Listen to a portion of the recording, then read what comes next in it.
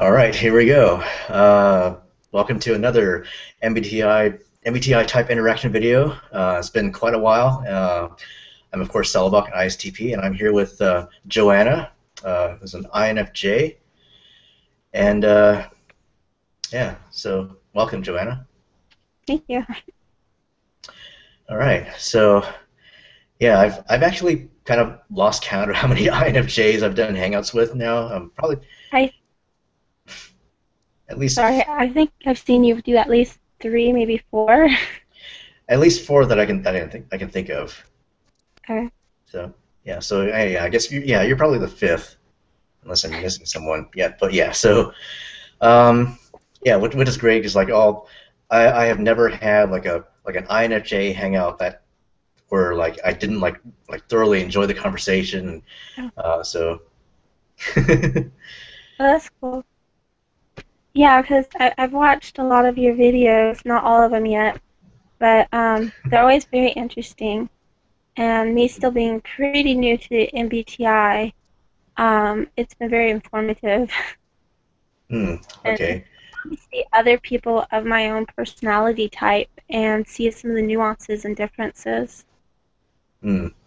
Yeah, I mean there's a lot of INFJs on YouTube, and so and they all seem like very different from each Hmm. other to me. And of course, there's a lot of fake INFJs out there, but yeah, they don't. Yeah.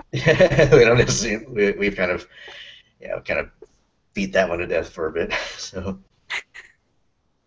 um, I know it gets kind of frustrating, and sometimes I'll start a video. I'm like, yeah, I don't think so. Move on, next one. yeah, yeah, you can usually tell because like they're like, yeah, I just took this test and it says I'm an. Oh wait, hold on a second. INFJ, and then like obviously they have no idea what they're talking about. Yeah. Um, Well, it was like that when I first got into MBTI, except I was typed as an INTJ and an INTP. And I liked the INTJ better. And the funny thing is my twin sister is actually an INTJ, oh and really? brother is an INTP. Huh. That's So it's interesting. quite Yeah. Um, well, that kind of well, that's a good way to kind of segue into like how I wanted to kind of get things rolling. It's like just basically ask you like how you got into typology, how you were introduced to it, and how you came to discover you're an INFJ. um well, my first interest in personality types is just started with really just my interest in psychology and writing, and I get a lot of books about personality types and even just zodiac stuff. Not that I believe in zodiacs, but I find the descriptions very interesting, and they make for really good just platforms to begin writing a character from, Hmm. and or just getting ideas to work on characters. And I've taken different tests through the years since elementary school, and I don't remember the first time I took MBTI, but I took a few different ones online. And a lot of times it's just like reading the descriptions and trying to figure out, well, which one do I identify with more? And but I finally realized that I was an INFJ because my sister was in college, and for one of her classes, I think she took a psychology class um, just as an elective, and so they had the MBTI test there, as well as some other tests, and they were just comparing different personality systems. And so that was like the most professional test, and she was able to have me and my dad and my mom use her school account to get free, professional tests like that, and that was really cool. And actually, when my sister come home from school after doing the MBTI, she's like, I tested as an INTJ. And I'm like, whoa, whoa, whoa, you can't be an INTJ because I'm an INTJ and there's no way we have the same personality type. Um, I always get mad whenever we come up on tests and we're too similar. It's like, no, no, no, no, no, no. We can't. That always irks me. So I'm like, let me take the test if I can. And so she figured out how to log into her college account for the test results and retake the test. That way she didn't have to pay for it again. And I took the test and I was an INFJ. And at first I was really resistant because of the F and the descriptions that go along with it. There was a lot of positive qualities that are listed on websites that describe INFJs, and the qualities I wouldn't mind having, but I didn't feel like they really fit me.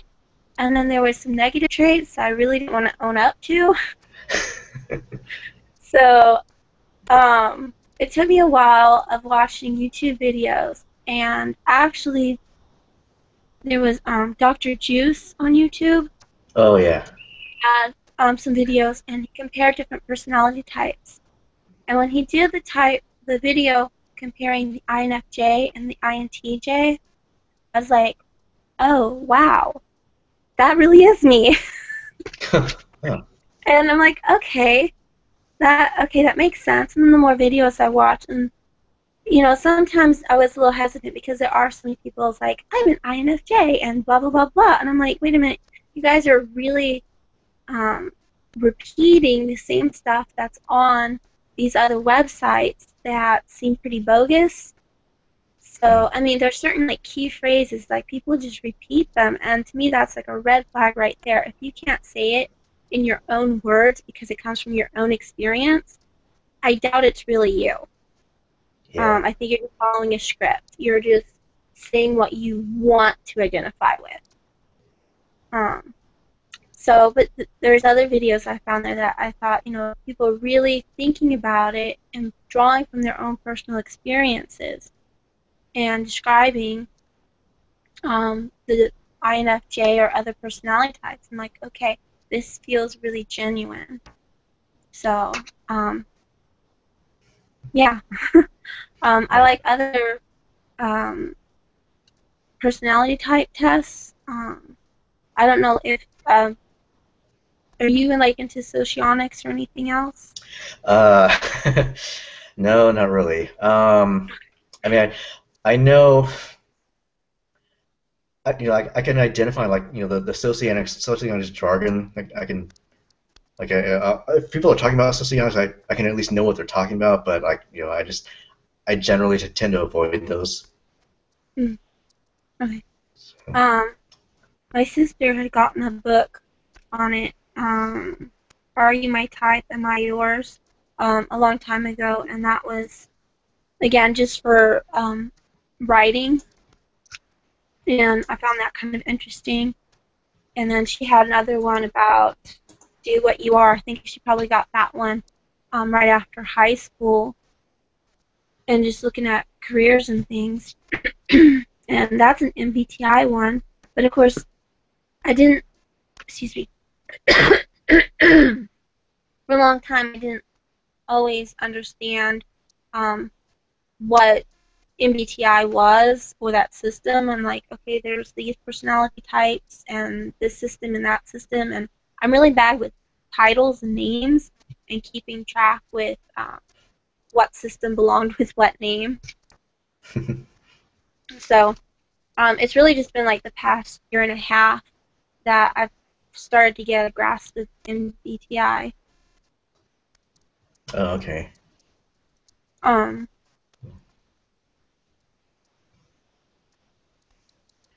but Okay. how long have you been doing researching it?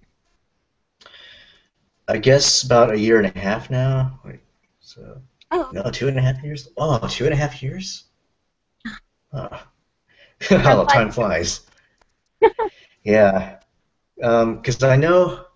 Yeah, it was 2012. Yeah, I was still working at. Oh man, didn't realize it'd been that long.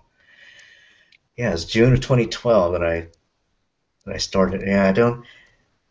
I know I've told my story before. It was like, it's kind of like fading away because like those are kind of like the old days now, where like I just like really had no clue. And I know I basically started my journey with Personality Cafe, or that was how I did my research.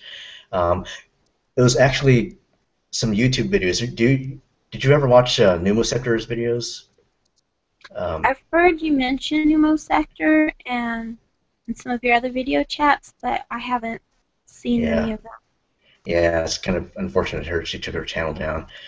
Um, Okay. but yeah, when her channel was fairly new, like one of her earliest videos was called Ode to the ISTJ, and she was describing her ISTJ best friend, and at the time I was testing as ISTJ on some of the really bad online tests, and so I thought I thought I was probably an ISTJ, but I watched her video and I was like, her friend sounds nothing like me, so I was like kind of, and then I kind of like looked around, found a few other YouTube videos. Dr. Juice might have been one of them, and yeah, there's a few others. I came across some websites, and basically I found out that the notion of like your type is inborn and it never changes, and I was like, okay, well, what? I know I've gotten different results on different tests, so like, what's going on? If I only have one type, then how do I figure out what it is? And so that's what made me go into Personality Cafe and like kind of join the what type in my thread, and um, yeah, it just kind of went back and forth, and um, eventually learned about the functions, which I wasn't even planning to do at the time because it seemed like way more complicated than I was willing to go into. But at one point, I actually figured out like how the functions fit into the whole system, and I was like, okay, well, this is getting kind of interesting now. And so, um, yeah, Yeah, because um, like any of the websites I looked at, they didn't even mention functions. And yeah, so when I first heard about the functions, I'm like, wait, what? Because I just thought, F for feeling. That's all I had. And I'm like, yeah, okay. yeah. Um, but yeah, all the people, like pretty much all of Personality Cafe and like that typology community, they're like like heavily into the functions. They go seriously like you learn the functions, you look into the functions, which functions do you fit, and say they type people that way. Um, which comes with its own set of problems. Um, Hmm. but I knew like as soon as I learned about TI, I knew like that was my dominant function. So then it became like, okay, so am I ISTP or INTP? Because I'd never tested as INTP before, but when I compared the descriptions of the two types, I kind of felt like I fit INTP a little bit better. But that was because the ISTP description had like all those stupid stereotypes, like the adrenaline Right. junkies and the risk takers, and into sports and all that kind of stuff, and the mechanic. And so I was like, okay, well, that doesn't really fit me. But then I yeah, it came down to looking at the difference between NC, NI versus NE, SI, Hmm. and I knew I did not relate to NE at all. Like, the extrovert intuition and the whole like random ideas and pulling these abstract thoughts out of nowhere, that kind of thing. And I was like, well, and so I looked at NI. I was like, that's more like looking at the big picture of kind of like narrowing things down, um, and I was like, okay, well, that sounds more like what I do. Um, and then finally, I looked at the ISTP section of Personality Cafe, and that's where people kind of explain like all those descriptions are just talking about stereotypes, and they don't necessarily define an ISTP. And then I finally figured out like the reason I was scoring all these other different types was because I was answering the questions according to what I thought was right and how like what I've been taught. And I realized my parents had ingrained like certain values in me, and that was kind of like skewing my results. And then when I looked at like how I naturally am in real life, how my natural tendencies are, then Hmm. it's totally ISTP. So Yeah. And there's certainly, like you said, if you're born with your personality, but their life, family, it's gonna have an effect on us. yeah, And I know you did a recent video on Percy and the yeah, stereotypes, and especially, I know it would be very personal, easy for you to feel and spot, especially the frustration of trying to figure out what your type is, um, on the stereotypes that affect yours in particular. But are there other uh, different types that you feel get the shaft or misunderstood with stereotypes? Well, probably every type has that to some degree. Um, I mean, I know, like, I tend to make fun of SJs a lot, especially ESFJs. But I know not all ESFJs are like just really rigid and in your face and like um, but I mean the stereotype, too, the stereotypes have some merit in that people have they came about for a reason. Like people have observed these traits in people of those types. The only thing with is like you got to be careful to identify them as stereotypes, and and not assume that a person who doesn't fit those traits is not that type. There's part of the minority within that type. Um, but yeah, I know I recognize that there are plenty of ISTPs who are into fast cars and all these extreme sports, and they're good at fixing mechanical things. Um, but yeah, you just have to be able to recognize which things are the stereotypes, which things are part of the ISTP or whatever types natural cognitive preferences. Mm-hmm. Um, uh, okay, so I was going to ask you some questions about like the differences between the ISTP and INFJ because we share, I think, all four functions, right? Yeah. But in different order. Hmm. So one of the things that was mentioned in FGeeks recently, just earlier this week, in a comment, I thought this was really interesting, was they're talking about INFJs and sensory overload. And Okay. since I'd already asked you about doing this video chat, I'm like, ooh, that would be a great question for Wayne. Do you ever have, like, since you're a sensor, you probably don't get overloaded like INFJs, but is there some kind of equivalent for intuition or something that you get overloaded on? Overloaded. Well, you see. Well, in your case, you're talking about your inferior function, which is SE, and so mine Mm-hmm. is FE. And Okay.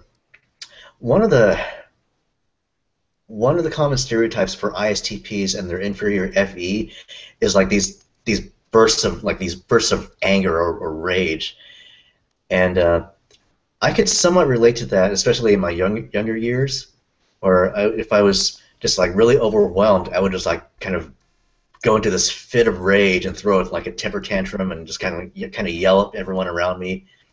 That only happened like maybe two or three times that I can remember, like in high school. Um, and I'm not even counting like when I was a kid and like being a brat and stuff like that. Right. But um, but yeah, I guess as I became an adult, it kind of manifested more like I wanted to use my feeling for for good, to like, kind of to help people, to help people with emotional needs. And where that kind of went wrong was like I would fail to recognize when someone was like emotionally needy, um, or or emotionally immature, or and I would basically try to help them um, in ways that were like far beyond my capacity. And then eventually, my TI would take over because it's the function I naturally use, and I'd kind of like figure out the problems, like come up with solutions to the problems that were like, you know, just way too simplistic and like not even realizing the depths of what they were going through. So that would turn them off. They would get frustrated, and I'd be like, why is it? And then it would just be like I would just lose patience, and then um, they would basically you know they would basically door slam me, from with the door, INFJ door slam type of thing.